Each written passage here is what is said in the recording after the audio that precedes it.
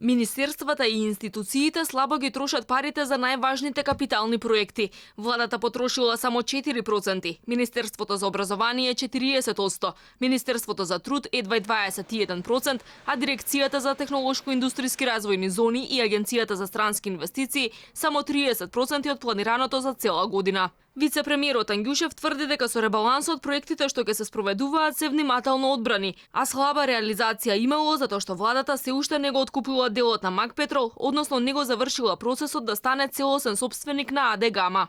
Имаме и денеска точка на дневен ред со помош на медијација на енергетската заедница од Виена со Макпетрол, да и доколку нормално нели бидат запазени сите законски постапки, веројатно и парламентот ќе треба по тоа да се изјасни, значи тие средства се наменети за таа намена и тие ќе бидат наеднаш реализирани и затоа се предвидени толку средства.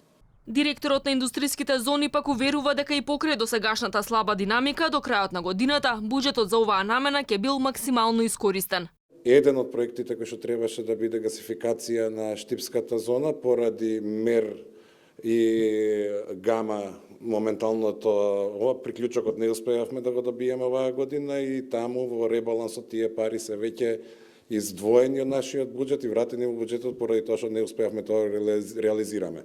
Министерството за финансии минатата недела објави катастрофална реализација од само 32% за 9 месеци од првично планираните пари за изградба на патишта, железници, водоводи, болници и училишта. Единствено Агенцијата за разузнавање до крајот на септември го потрошила речиси целиот буџет за годинава или 98% од планираното. Министерството за одбрана потрошило едва 20%, а уште помалку пари потрошиле Дирекцијата за заштита и спасување и Центарот за управување со кризи или 5,7, односно 6,7% од планираното и покрај тоа што овие две институции со години кубурат со најосновната опрема за работа.